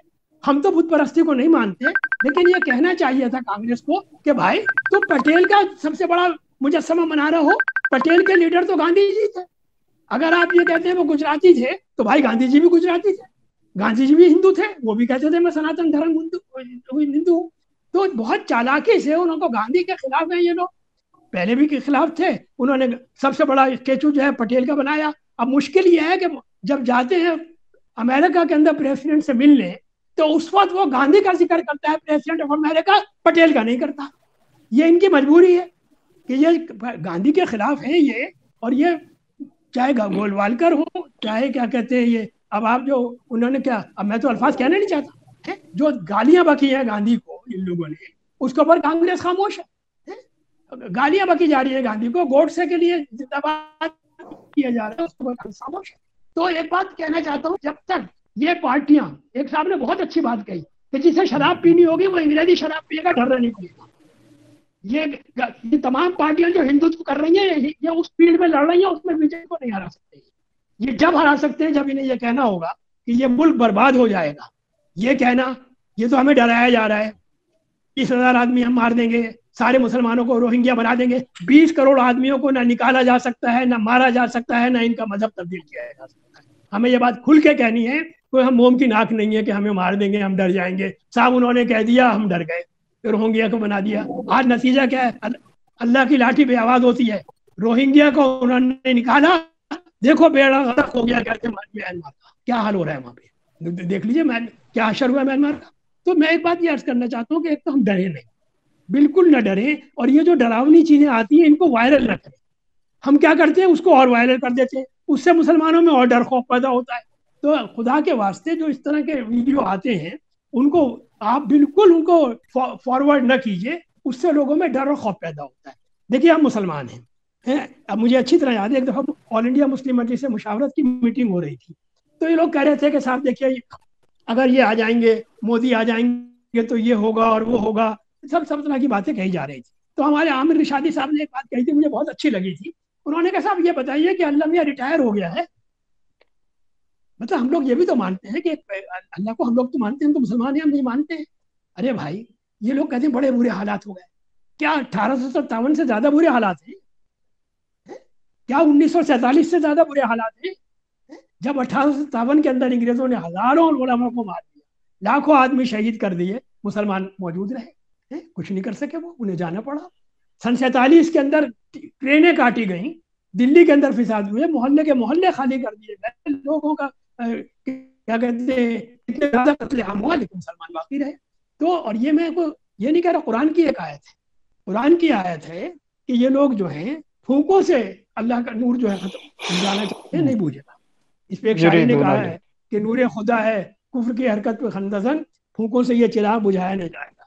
हमारे शायर मौजूद हैं सरफराज साहब, मैं कोई शायर नहीं हूँ, लेकिन ईमानदारी से कह रहा हूँ कि हमें अल्लामा इकबाल का जो वो शेर है, अशार, वो हमारे लिए बिल्कुल आज भी हिम्मत के लिए काफ़ी है कि अल्लाह उन्होंने कहा था कि तौहीद की अमानत सीनों में है हमारे, आसान नहीं मिटाना नामो निशान हमारा, सालारे कारवां है वीरे हिजाज अपना, इस नाम से है बाकी आराम जहाँ हमारा, दुनिया के मुछदों में पहला मगर खुदा का, हम उसके पासबां हैं वो पासबां हमारा। तो लिहाजा हमें डरने की जरूरत नहीं है, लेकिन लड़ने की जरूरत, हमें इश्तिहाल दिलाना चाह रहे हैं, हमें मुश्तइल होने की जरूरत नहीं है। देखिए कोई अगर हमारे कुरान मजीद में आता है कि अगर कोई तो क्या कहते हैं तुम्हारे तुम दूसरों के मजहबी पेशवाओं को बुरा ना कहो, अगर तुम इनके बातिल खुदाओं को बुरा कहोगे तो तुम्हारे अल्लाह को बुरा कहेंगे। तो हमें नहीं कहना चाहिए इस तरह की बातें, लेकिन हमें डरना भी नहीं चाहिए, और हमें एक चीज़ और करनी चाहिए, वो ये कि मैं ख़ास तौर से अलीगढ़ मुस्लिम यूनिवर्सिटी से चूँकि पूरा मेरा ताल्लुक़ रहा, मैं वहाँ पढ़ा भी, वहाँ का यूनियन का सेक्रेटरी भी रहा, वहाँ का प्रेसिडेंट भी रहा, वहाँ जेल भी गया, रस्टिकेट भी हुए, और उसके बाद गोलियाँ भी चली, मुकदमे भी चले, और उसके बाद छागला ने मेरा नाम लेके पार्लियामेंट के अंदर कहा था कि वसीर मथा का मुनल आदमी वगैरह वगैरह, लेकिन उसी यूनिवर्सिटी में दोबारा गए। देखिए कुरान, मैं अपने नौजवानों से एक बात कहना चाहता हूँ, और वो ये ख़ास तौर से आपकी विसातत से, कुरान में कई जगह आता है कि अल्लाह ताला किसी को कोई चीज़ देना चाहे पूरी दुनिया मिलकर रोक नहीं सकती, और पूरी दुनिया देना चाहे अल्लाह चाहे तो रोक नहीं सकती। मेरे बारे में पार्लियामेंट के अंदर छागला ने कहा था नाम के मुखातिब, वो तो जल के मर गए, अलीगढ़ यूनिवर्सिटी भी बची हुई है अल्हम्दुलिल्लाह, उसी यूनिवर्सिटी में दोबारा गया, वहीं PhD की, उसके बाद इस्लामिक स्टडीज़ का जामिया वहाँ पढ़ाया भी अलीगढ़ में, फिर जामिया हमदर्द के अंदर dean students welfare, proctor, dean, head of the department सब रहा, 25 साल से मौलवियों को पढ़ाया अलीगढ़ में भी और यहाँ भी, और उसके बाद अल्लाह मियां ने इंडियन नेशनल यूनिवर्सिटी का वाइस चांसलर बनवा दिया। तो मैं आपसे बात करना चाहता हूँ भाई, तो क्यों खुशामद करते हो भाई, क्यों शेरवानियाँ पहन के लाइन लगा रहे हो हर पार्टी के अंदर कि हमें टिकट दे दीजिए, हमें क्या कहते हैं, वो पता है क्या करते हैं, एक बना रखा है सब लोगों ने क्या, माइनॉरिटी सेल।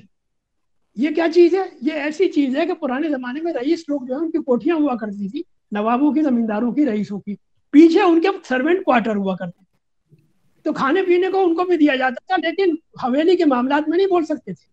तो ये जितने हमारे माइनॉरिटी सेल, ये एक तरीके से सर्वेंट क्वार्टर्स हैं तमाम पॉलिटिकल पार्टीज के साथ, ये माइनॉरिटी सेल, और उसके अंदर ये होते हर आदमी जो ओहदेदार है। और एक हमारे में मुश्किल क्या होगा, ये मैंने अभी ये बताया कि 10-12 पार्टियों के नाम तो मैं जानता हूँ उत्तर प्रदेश के अंदर, मैं आपके वसासत से कहता हूँ अलीगढ़ के लड़कों को कहना चाहिए, अगर ये सब पार्टियां आपस में मिलकर ये तय करने को तैयार नहीं है कि हमारा एजेंडा क्या होना चाहिए और हमें क्या हिकमत अमली करनी चाहिए, इसका मतलब है मामला अपनी जाती सियासत का है, अपनी जाती पार्टी का है, मिल्लत का नहीं। एक जगह बैठ तो जाओ भाई, मशवरा तो करोगे क्या करना है। हालात सख्त हैं, मैं मानता हूँ, लेकिन देखिए हलाकू खान ने क्या किया, चंगेज खान ने क्या किया, उसके बाद वही लोग मुसलमान हो गए। तो हिंदुस्तान के अंदर मैं तैयार नहीं हूँ कि हालात खराब होंगे, ये डर खौफ निकाल दीजिए, ये इंतहा हो चुकी जो कुछ ये कर रहे हैं, ना ये मार सकते हैं ना ये हिंदू बना सकते हैं, नामुमकिन है ये। और देखिए राइट भी इंशाअल्लाह ताला नहीं होंगे, दिल्ली का राइट ये करा के देख चुके। शाहीन बाग की मुहिम को, एजिटेशन को खत्म नहीं कर सकी, गोली चलवाई इन्होंने, जामिया में गोली चलवाई, पुलिस थोड़ी देखती रही थी, लेकिन एजिटेशन खत्म नहीं कर सकी। महागोली कुंडे भेज दिए शाहीन बाग के अंदर, अलीगढ़ यूनिवर्सिटी के अंदर फायरिंग की, हॉस्टलों में घुसे, मारा, लाइब्रेरी के अंदर मारा जाके जामिया के लड़कों को। लेकिन वो अमित शाह ने कहा बटन इतनी जोर से दबाओ इलेक्शन के अंदर, ये कहा ताकि शाहीन बाग आवाज जाए। मिनिस्टर कह रहा है गोली मारो सालों को, वो कह रहा है कपिल मिश्रा कि हम एक दिन बाद क्या कहते हैं आपकी भी नहीं सुनेंगे, पुलिस से कह रहा है खड़ा हुआ। ये इन्होंने फिसाद कराया उसको खत्म करने के लिए, लेकिन एक बात बताएं, कोविड की वजह से खत्म हुआ, वरना ये उसको खत्म नहीं कर सके थे उस एजिटेशन। तो मैं ये बात कहना चाहता हूँ कि तो डर खौफ दिमाग से निकाल दीजिए, ये सोचने कि हमारा मुस्तकबिल खराब है, अल्लाह पे भरोसा करके बेशक हमें ऐसी, जैसे अभी कहा, बहुत अच्छी बात कही सरफराज साहब ने, ऐसा कोई काम ना करे कि जिससे हमारे क्या कहते हैं फाशिस्ट लोगों को फायदा पहुंचे, ये काम नहीं करना चाहिए। कहने का एक तरीका होता है। हमने पूरी कोशिश की, मेरी जैन से मुलाकात हुई और हम लोगों ने कोशिश की कि भाई ये जो मुजफ्फरनगर के अंदर झगड़ा हुआ था जाटों का और मुसलमानों का, तो ये सन 47 में भी नहीं हुआ था, अब हुआ था।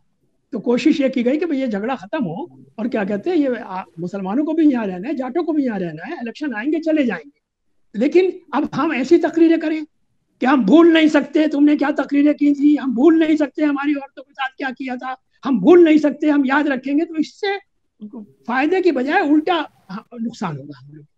हम ये कहें कि सबसे ज्यादा धोखेबाज कौम जो है वो यादव होते हैं, ऐसी तकरीरें करने से कोई फायदा नहीं है। एक बात बताऊं आपको, हमारी लीडरशिप ऐसी हो कि जो काबिल तो हो, एबिल हो, लेकिन अनपरचेजेबल, उससे खरीदा ना जा सके, उस पर ये इल्ज़ाम ना लगे क्या कहते हैं कि ये बीजेपी के बी टीम है और बीजेपी ने खड़ा कर दिया है।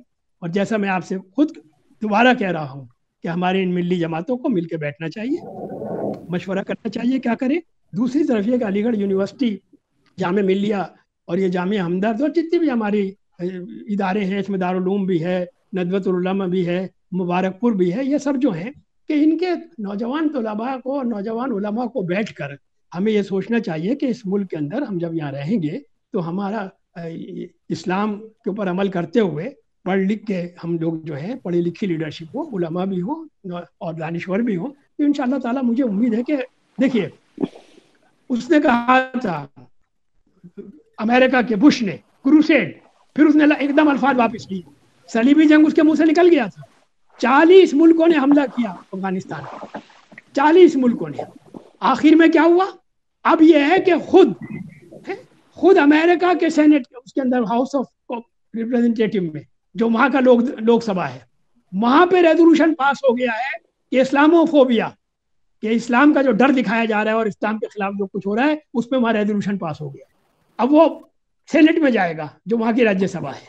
तो ये देखिए, सब कुछ करके देखा, आखिर में उन्हें मानना पड़ा कि हम सब गलत कर रहे हैं, और आज इस्लामोफोबिया से अमेरिका के हाउस ऑफ रिप्रेजेंटेटिव में, कांग्रेस के अंदर रेजोल्यूशन पास हो।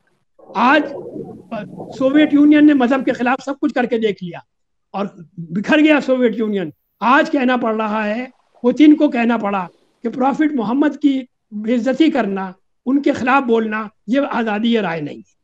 तो मेरा मुसलमान कोई मोम की नाक नहीं है, इन्हें समझना चाहिए। ये ज्यादा अगर देखिए, एक बात बताऊं, हमें ये हिंदुओं को डरा रहे हैं, ये इस्लाम आ जाएगा यहाँ पे तालिबान आ जाएंगे, यहाँ पर मुसलमानों की हुकूमत हो जाएगी, यहाँ पर क्या कहते हैं, हमें इन्हें बताना चाहिए भाई ये जो कुछ कर रहे हैं ये तुम्हें तबाह करेगा। अगर इस मुल्क के अंदर फिसाद हुआ, दिल्ली का फिसाद तीसरे दिन क्यों रुक गया? पहले दिन फिसाद हुआ, आपने देखा, बाहर पुलिस किसकी थी? अमित शाह की।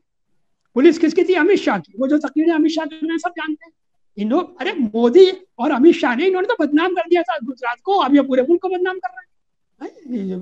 दुनिया में थू हो रही है, कुछ भी कहते नहीं, यहाँ का मीडिया तारीफ करता रहे, होता रहे। तो अब क्या हुआ कि आप ये देखिए कि उसका नतीजा जो है वो ये है, इनके खिलाफ जा रहा है। तो हमें लोगों को ये समझाना है, फिसाद हुआ, पुलिस दिल्ली की अमित शाह के अंडर में थी, केजरीवाल के अंडर में नहीं थी। मैं केजरीवाल की तारीफ नहीं कर रहा, एक बात बता रहा हूं। और बाकायदा मिनिस्टर कह रहा है गोली मारो सालों, वो कपिल मिश्रा कह रहा है कि हटाओ वरना एक दिन बाद हम आपके लिए सुनेंगे। एनडीटीवी ने दिखाया कि हेलमेट पहन के गुंडे आए, ट्रेनिंग लेकर, हाथों में राइफलें लिए थे। लेकिन क्या हुआ? तीसरे दिन फिसाद इसलिए रुका कि हिंदू और मुसलमान दोनों का नुकसान। योगी ने कहा था अभी 1-1.5-2 महीने पहले कि अगर फिसाद होता है तो जान और माल का नुकसान दोनों का होगा। वो ये ऐसा नहीं हो सकता, मुसलमानों का भी नुकसान होगा, हिंदुओं का भी नुकसान, जान का भी होगा, माल का भी होगा। ये बात समझाने की बात है कि फिसाद जो है वो सबके लिए नुकसानदेह है, खाली मुसलमानों के लिए नहीं है। और जो कुछ भी ये कर रहे हैं, इससे मुल्क की बदनामी ही नहीं होगी। आज पहली मर्तबा, देखिए एक बात है, 56 मुल्क हैं, हम उनके सहारे से नहीं है, लेकिन हम एक बात कह रहे हैं कि आपको जब कोई कमला हारिस, उनकी माँ हिंदुस्तानी थी, हम खुश हो रहे हैं कि साहब वो इंडियन ओरिजिन की वाइस प्रेसिडेंट बन गई। तो आप क्या समझते हैं 56 मुल्कों के लोग लाख आलम इस्लाम सिर्फ सऊदी अरब और यूएई का नाम नहीं है, 56 मुल्क है। और अब हालात ये हो गए कि कुवैत की पार्लियामेंट के अंदर रेजोल्यूशन आ रहा है कि साहब ये हिंदुस्तान के अंदर क्या हो रहा है। आज टर्की कह रहा है कि हिंदुस्तान के अंदर जेनोसाइड हो रहा है। आज क्या कहते हैं, मलेशिया कह रहा है। किससे लड़ेंगे आज? आप शारजा की वो बोल रही है, क्या नाम है, शहजादी। तो मैं ये नहीं कह रहा कि हमको इनके भरोसे से हिंदुस्तानी मुसलमान अल्हम्दुलिल्लाह खुद भी क्या कहते हैं अमन से रहेंगे, कोई झगड़ा किस्सा नहीं करेंगे। लेकिन एक बात ये जरूर है कि मुझे बहुत अच्छा लगा, ये कल आ रहा था सत्य वायर की वो बोल रही थी आरिफा शेरवानी, उसने कहा भाई एक बात बताइए, अगर कुत्ता मुझे काटेगा है तो मैं रिएक्ट करूंगी नहीं करूंगी, उसे मारूंगी नहीं मारूंगी कुत्ते को अपने को बचाने के लिए? तो मैंने बहुत ठीक किया इसने कि हमारे मोदी जी ने एक दिन कहा था कि साहब मैं जा रहा था गाड़ी के अंदर, अगर मैं जाऊंगा और को कुत्ते का बच्चा आ जाए तो अफसोस तो होता ही है। तो ऐसे ही उसी में जवाब पढ़ी लिखी है वो, उनने कहा भैया कि ऐसा वो उन्होंने कह दिया कि हम हाथ पे हाथ धरे थोड़ी बैठेंगे। सेल्फ डिफेंस जो है वो इंसान का बुनियादी हक है, कोई आइन हो या ना हो, नेचुरल इंस्टिंक्ट है। कोई हम पे हमला करेगा तो हम अपना डिफेंस करेंगे, इंसानी चीज है। तो लिहाजा ये हमें डरने की जरूरत नहीं है, ये हमें डरा रहे हैं और इंशाअल्लाह ताला हमें मुनज़्ज़म होके। लेकिन एक बात फिर मैं अर्ज करूंगा कि हमें ऐसी तकरीरें नहीं करनी चाहिए कि जिससे उन्हें फायदा हो, और हमें ऐसी जुबान नहीं बोलनी चाहिए। चीख चीख के बोलने से कोई फायदा नहीं हुआ करता। जज्बाती बातें सेंसिबल तरीके से भी वो बात कही जा सकती है, सिवाय इसके कि उसी बात को हम ऐसे ढंग से करेंगे जिससे दूसरे लोगों को फायदा हो जाए। और अलीगढ़ यूनिवर्सिटी, जामिया मिल्लिया, जामिया हमदर्द और ये क्या कहते हैं, इन सब से हमें उम्मीद है, दारुल उलूम, नदवतुल उलमा, मुबारकपुर, कि ये सब जो नए उलमा और नए क्या कहते हैं नौजवान जो हैं, ये इंशाल्लाह इस मुल्क की तामीर करेंगे। यहाँ पे रहना है इसी मुल्क के अंदर, कोई हमें निकाल नहीं सकता। अपने मजहब पे रहते हुए हमें अमल करना है और डर और खौफ में मुब्तला नहीं होना। लेकिन लीडरशिप, देखिए मैं कोई अपनी बात नहीं कर रहा, मैं मुझे एक अल्लाह का शुक्र है, जैसे मैं आपसे करूँ मैं सियासत में रहा, MP MLA कभी नहीं हुआ, लेकिन अल्हम्दुलिल्लाह आज मोहसिना किदवाई से पूछ लीजिए, आरिफ मोहम्मद खान से पूछ लीजिए, जाके जो पुराने लोगों उनसे पूछ लीजिए कि इंदिरा गांधी से हमारा अलायंस हुआ था जब हमने पार्टी बनाई थी, और क्या कहते हैं RSS ने इलेक्शन लड़ाया था हमारा जब अलायंस हुआ था, मुस्लिम मजलिस का और नेशनल लीग का मुरादाबाद से मैं खड़ा हुआ था। तो असल चीज़ क्या है, कांग्रेस कह रही थी कि कांग्रेस में आ जाओ, चौधरी साहब कह रहे थे। अल्हम्दुलिल्लाह अल्लाह का शुक्र है कि हमने किसी क्या गैर कलमा गो के हाथ में बैत नहीं की। लीडरशिप अपनी होनी चाहिए, अपनी जमात होनी चाहिए, फिर जब हमारी जमात हो जाएगी लोग साथ आ जाएंगे। लेकिन यूपी की लीडरशिप जब तक नहीं आएगी, हमारे ओवैसी साहब कह रहे हैं कि मैं इसलिए आया हूँ कि यूपी में लीडरशिप पैदा हो जाए, तो भाई पढ़े लिखे लोगों की लीडरशिप होनी चाहिए। अलीगढ़ से आपने बात की, जामिया मिल्लिया के लोगों से बात की, मैं उनसे मिलने गया था, आपसे कह रहा हूँ 4-4.5 साल पहले गया था, और ये कहा था कि ना मुझे टिकट चाहिए, ना मुझे आपसे कोई ओहदा चाहिए, ना मैं इलेक्शन लड़ूंगा, लेकिन नॉर्थ इंडिया में कुछ नहीं है, मुस्लिम लीग केरला की हद तक है, बदरुद्दीन अजमल आसाम में है, आप शुमाल में काम कीजिए। तो कहने लगे भाई मैं तो बहुत छोटा आदमी हूँ। मैंने कहा नहीं आप कर सकते हैं, इसलिए कि आप पढ़े लिखे आदमी हैं और आपका वो है क्या नाम है बेस है, वो दिन है। और 4 साल हो गए। उसके बाद अलीगढ़ का डेलीगेशन 2 दफ़ा ओल्ड बॉयज़ का उनसे मिलने गया, मैं भी गया। उन्होंने कहा था कि जब दिल्ली में हम स्ट्रक्चर खड़ा करेंगे तो हम बात करेंगे, मशवरा करेंगे, और वो तो किया नहीं। वो दोनों दफ़ा इस तरह मिली जैसे पहचानते नहीं। अरे भाई अल्लाह के बंदे, अगर लीडरशिप करनी है तो अभी यूपी बांझ नहीं है। ये नहीं है कि यूपी में पढ़े लिखे लोग नहीं है, कुर्बानी देने वाले लोग नहीं है। कैसी लीडरशिप दे रहे हैं आप यूपी को? लीडरशिप वो होनी चाहिए कि जो कम से कम पढ़ी लिखी लीडरशिप होनी चाहिए, जो जरा तमीज और तहजीब की लीडरशिप होनी चाहिए। यूपी बांझ नहीं है, आपका क्या कहते हैं बिहार बांझ नहीं है। जिस दिन इंशाअल्लाह ताला, और ये शुरू होगा जब करेंगे, डॉक्टर फरीदी ने जब मजलिस बनाई थी, कांग्रेस को पैक करना पड़ा, और उनके साथ लोकदल को पैक करना पड़ा, उनके साथ क्या कहते हैं इनको पैक करना पड़ा, आपके ये जो है जनता पार्टी को। तो लिहाजा हम यूपी के अंदर खासतौर से बस आखिरी बात यही कहना चाहता हूँ कि हमें अपनी लीडरशिप उत्तर प्रदेश के अंदर बनानी चाहिए, अपने ऐसी बातें नहीं करनी चाहिए कि जिससे दूसरों को फायदा हो। और मैं अपील करूंगा जो मुस्लिम सियासी यहाँ पर हैं कि वो एक जगह बैठे और बैठ बशीर साहब की बातों से मैं एकदम अग्री करता हूँ, पर आपको बता दूं एक इस्लामिक सेंटर है दिल्ली में, और इत्तेफाक सी बात थी मैं वहां पे था, उनका रूम भी बुक किया हुआ था, और बाहर उनका एक कैफे है और इंडियन एक्सप्रेस से मेरा इंटरव्यू था। तो उन्होंने आके रात में तो उसने मेरे साथ सेल्फी खिंचवाई और फोटो खिंचवाई और बड़े बड़े वादे किए। सुबह जब मैं इंटरव्यू दे रहा था तो मुझे आके कहने लगे कि नहीं नहीं, ये सारी बातें यहाँ मत कहिए, नहीं तो सरकार को बुरा लग सकता है। तो डर तो मुझे लगता है कि जितने भी सरकार में बैठे हुए हमारी कम्युनिटी के लोग हैं सबसे ज्यादा डरते हैं। दूसरी बात मैं कहना आपकी बात से एकदम सहमत हूँ कि हमें जो है वो लैंग्वेज यूज नहीं करनी है जो योगी जी और मोदी जी और उनके सपोर्टर्स यूज करते हैं। हमें हमें देखिए, मुझे हमेशा से कोशिश की जाती रही कि मुझे पर्टिकुलर कम्युनिटी के साथ एक ठप्पा लगा के जोड़ दिया जाए, लेकिन मैं हमेशा से हेल्थ फॉर ऑल के लिए काम करता रहा।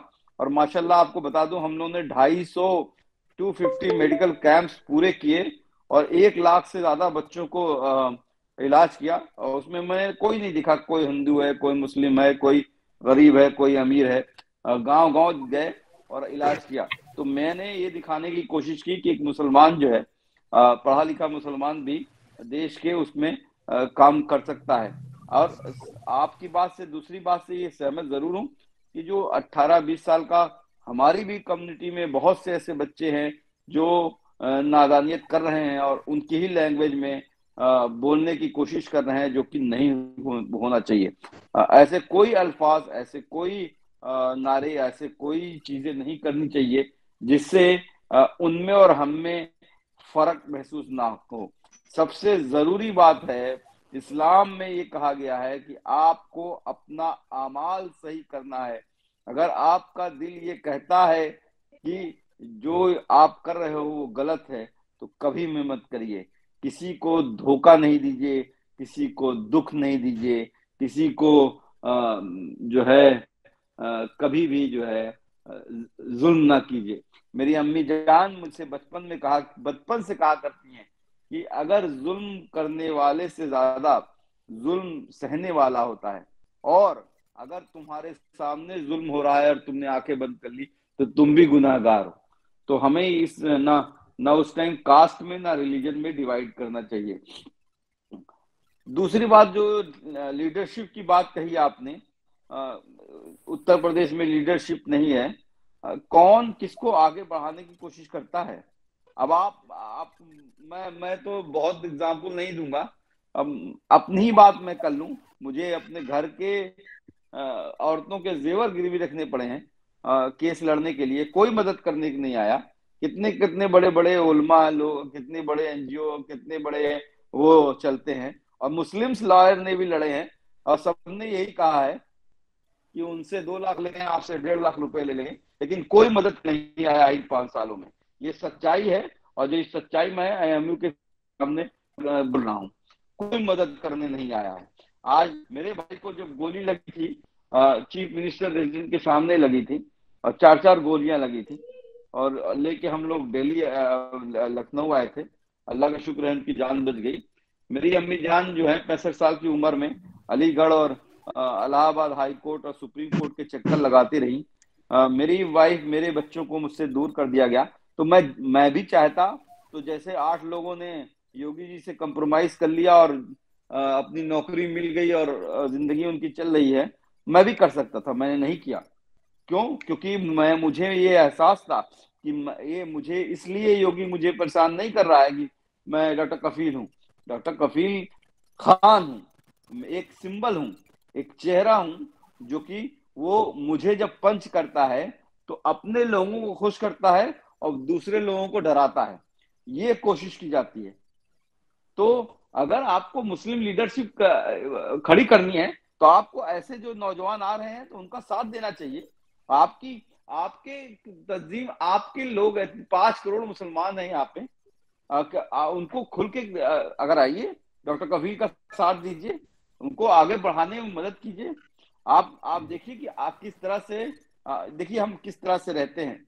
लोग सोचते हैं कि हम जो है बड़े घरों में, बड़े उसमें ऐशो आराम से जिंदगी, चार जो है सिक्योरिटी गार्ड के साथ रहते होंगे, बड़ी बड़ी गाड़ियों से टहलते होंगे, लेकिन हमारे घर की बिजली का बिल कट जाता है कभी बच्चे जो है चिकन के लिए मांग कर देते हैं, तो हमें सोचना पड़ता है कि जो है कैसे इंतजाम किया जाएगा। तो वो जिंदगी जी रहे हैं, लेकिन हम लड़ रहे हैं। और आपकी बात एकदम सही है। मैं प्रियंका गांधी जी से भी मिला हूँ, अखिलेश जी से भी मिला हूँ, मायावती जी से भी मिला हूँ, सबसे मिला हूँ। पर मैंने मैंने कोई समझौता नहीं किया, क्योंकि मुझे मुझे जब तक मुझे ये कहने का कि मैं अपने कौम, अपने नुमाइंदों और अपनी बातों को सही से नहीं रख सकूं, मैं किसी का साथ नहीं दे सकता हूं। क्योंकि मुझे लगता है कि मुझे अल्लाह ने अगर मेरी आजमाइश ली है, और अल्लाह ने मुझे जो है इतनी कुछ अच्छा काम करने के बाद भी मुझसे इतनी जेल में गए और इतनी परेशानियां झेली मैंने, तो अल्लाह की कुछ मसलहत रही होगी। और ये सोच के कहते हैं कि किसी न किसी को कुर्बानी देनी होगी, तो मैं कुर्बानी देने के लिए तैयार हूं। पर कितने लोग आते हैं साथ देने के लिए? आप देख लीजिए कितने लोग पीछे से कोई बातें अगर मान लें, कभी क्रिसमस पे मैंने एक पोस्ट डाल दिया, तो पीछे से हजारों गालियां लिखने के लिए लोग मौजूद हो जाते हैं। और कभी मैंने जो है कहीं कैंप करने चला गया, जैसे आज का ही एग्जांपल दे दूं, वैष्णो देवी में 12 लोगों की भीड़ से मौत हो गई है। एक पोस्ट डाला है, आप पोस्ट के नीचे जाके देख लीजिए। एक उन्माद भीड़ है जो गाली दे रही है कि तुम सेकुलर हो गए हो और ये कर रहे हो। इंसान हूं, और किसी के इंसान के मरने पे मैं जरूर दुख जाहिर करूंगा। और ये मेरा ये मुझे लगता है कि ये इस्लाम में सबसे पहले सिखाया गया है। पैगंबर साहब ने खुद कहा था कि तुम्हारा पड़ोसी भी भूखा ना रहे। इस्लाम जो है सबसे ज्यादा इंसानियत सिखाता है, और ये सिखाता है कि जो है कोई कोई गरीब ना रहे, कोई भूखा ना रहे, कोई नंगा ना रहे, तुम्हें जो है ज़कात दो, तुम जो है एजुकेशन पे कितनी ज्यादा कहते हैं। हदीस है कि जन्नत के दरवाजे सबसे पहले उस बंदे के लिए खुलेंगे जो इंसाफ कर सके।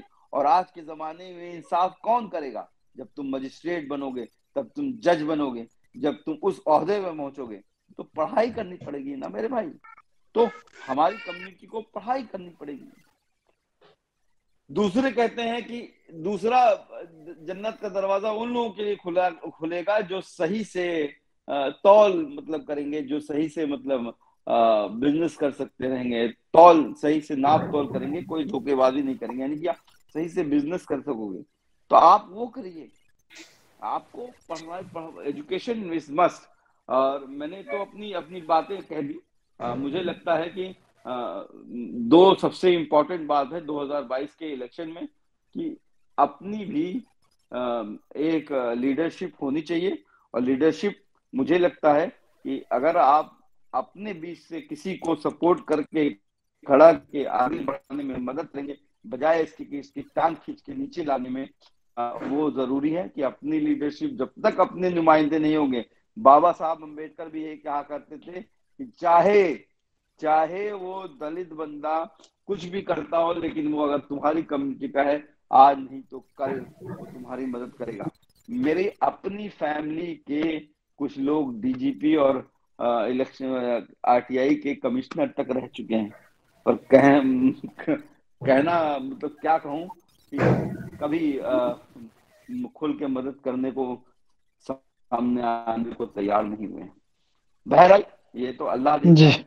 हम सबको जो है इतना ही कहूंगा, जो लोग इस वक्त हमारे साथ हैं और जो हमें सुन रहे हैं, मैं हमेशा से आप सबके साथ, आप सबके बीच और आपके सबके साथ कुछ भी करने को तैयार हूं, क्योंकि मुझे लगता है कि आप सबकी दुआओं से ही जिंदा भी हूं, और मेरी पूरी फैमिली भी अगर मुझे मेरी साथ दे रही है तो आप सबकी दुआओं से ही है। और उन दुआओं की हमेशा से गुजारिश रहेगी। इसी के साथ मैं अपनी बात खत्म करना चाहूंगा। मुझे एक और मीटिंग में जाना है, मुआफी चाहता हूँ। एक बार सबसे एक और गुजारिश है, टाइम निकाल के बुक पढ़िएगा। बहुत रिस्क लेके पूरी फैमिली की जिंदगी दांव पे डाल के मैंने वो किताब लिखी है। और क्योंकि वो योगी सरकार के पूरे कारनामे को खोलती है, और जो कुछ 80 बच्चों के साथ, माँ बाप के साथ हुआ है, उसको भी दर्शाती है। जुडिशरी का रोल, मीडिया का रोल क्या रहा है, और हेल्थ सिस्टम हमारी किस तरह से बर्बाद है, उसको मैंने लिखने की कोशिश की है। कोशिश कर रहा हूँ कि उर्दू और हिंदी ट्रांसलेशन जल्द आ जाए, तो इंशाल्लाह जो है उसमें भी आप लोगों की मदद की जरूरत रहेगी। बहुत बहुत शुक्रिया सरफराज साहब, बहुत बहुत शुक्रिया बशीर साहब। ये कहाँ मिलेगी साहब इमरान आपकी साहब, ये किताब कहाँ अवेलेबल है ये बताइए।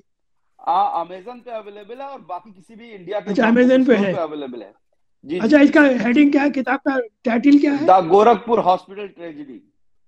The Gorakhpur hospital tragedy. Hospital hospital tragedy आ ट्रेजिडी। जाएगी। हाँ, अच्छा ट्रेजेडी आप ठीक है। अमेजन पे कफील खान डालेंगे आ जाएगी वो।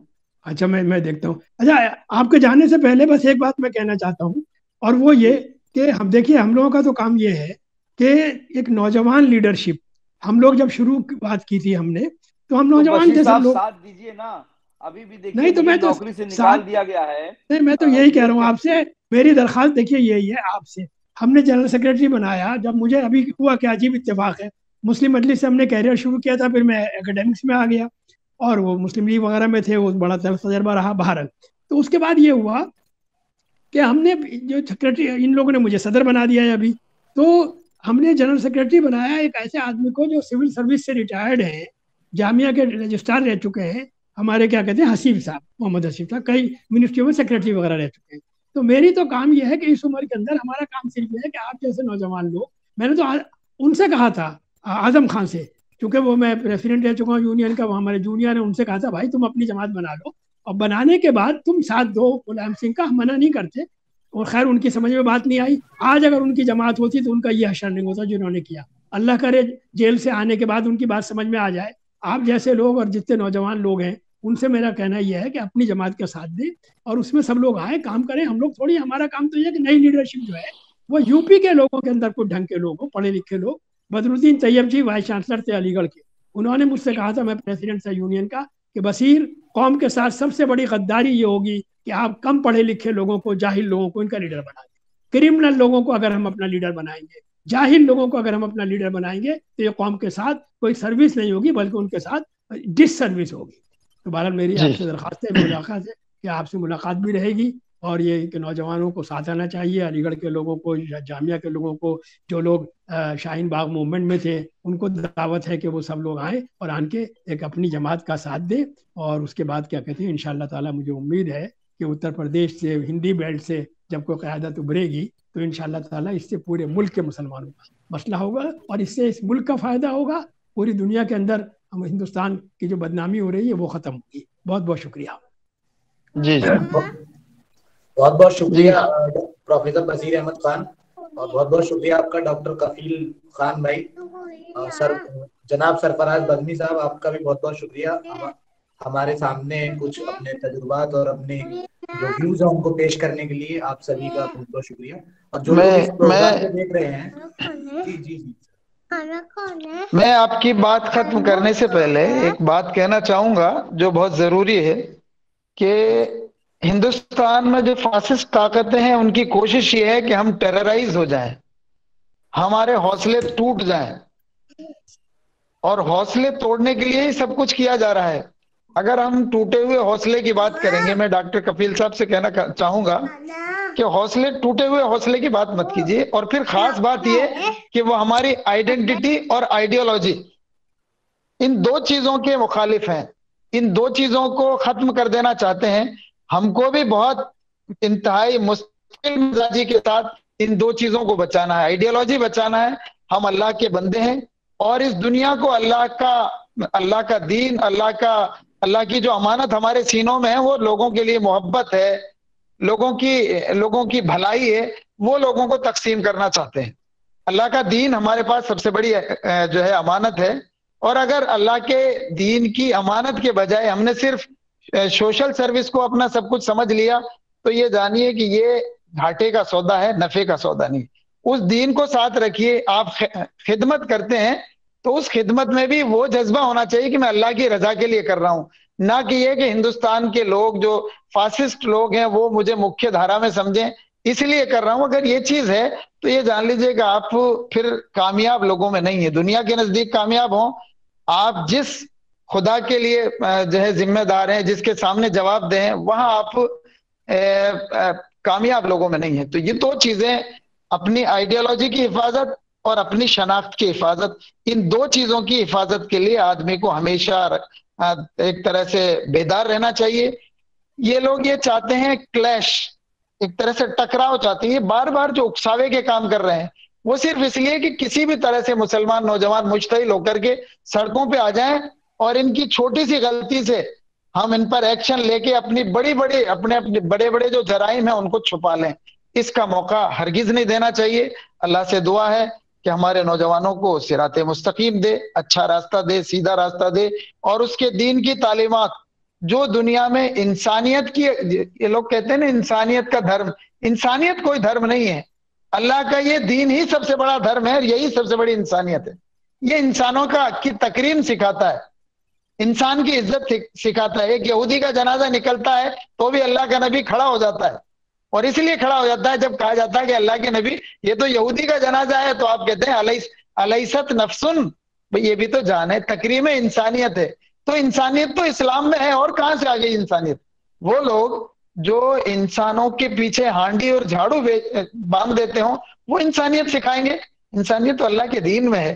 तो आप फख्र से कहिए कि अल्लाह का दीन हमारे पास है, यही आपकी भलाई है, जी और जी इसको जी बहुत बेबाकी के साथ लोगों के सामने रखिए, आपकी इज्जत होगी अल्लाह के नजदीक भी और दुनिया के नजदीक भी। अस्सलाम वालेकुम। जी सरफराज भाई, आपकी बात से मैं एकदम अग्री हूँ।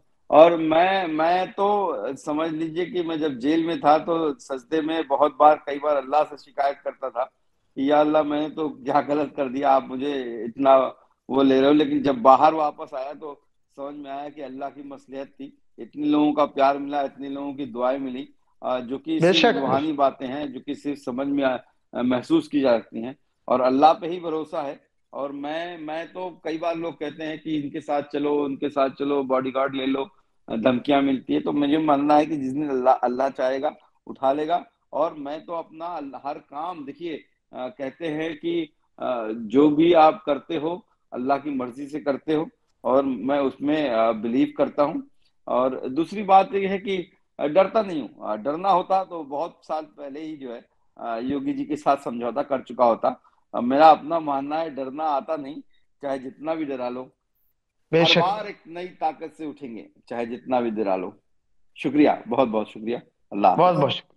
बहुत बहुत बहुत शुक्रिया सभी लोगों का, और जो हमें इस वक्त देख रहे हैं उन सबसे रिक्वेस्ट करूंगा कि जो हम लोगों ने आज डिस्कशन आपके सामने किया है वो डिस्कशन को आम करिए, और तमाम नौजवानों तक, अपने घर वालों तक ये बात पहुंचाइए कि मुस्लिम के जो इश्यूज हैं उन पर बात की जाए, और इसी बुनियाद पर आप वोट भी करें। तो आप सभी से मेरी दरखास्त है कि इस डिस्कशन को आम करिए। बहुत बहुत शुक्रिया सभी का हमारे साथ जुड़ने के लिए। मिलते हैं फिर एक बार। अस्सलाम वालेकुम व आखिरु दावाना व अल्हम्दुलिल्लाहि रब्बिल आलमीन। अस्सलाम वालेकुम। बहुत बहुत शुक्रिया बशीर साहब, जज़ाकल्लाह खैर।